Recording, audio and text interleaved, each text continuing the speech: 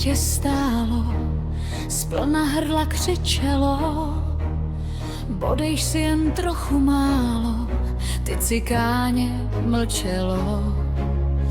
Poledne v tom okamžení, táta přijde z roboty a mě hasne uvaření.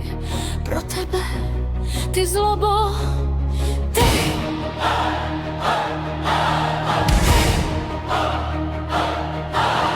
Noč, husár a kočárek, hrej si, tu máš kohouta, než kohout, vůz i husárek, bouch bác, letí do kouta a zas do hrozného křiku i bodejště sržej sám, že na tebe nezvedníku polednici zavolá.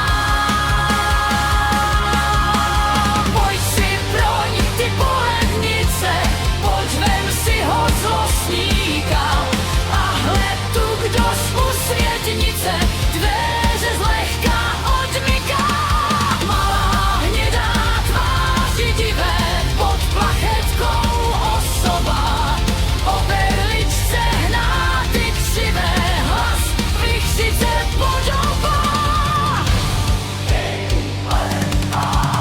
Dej sem dítě, Kriste Pane, odpusť hříchy hříšnici, div, že smrtí neované, ejhle tuď polednici, ke stolu se blíží tiše, polednice jako stín, matka hrůzou sotva díše, dítě chopíc na svůj klín.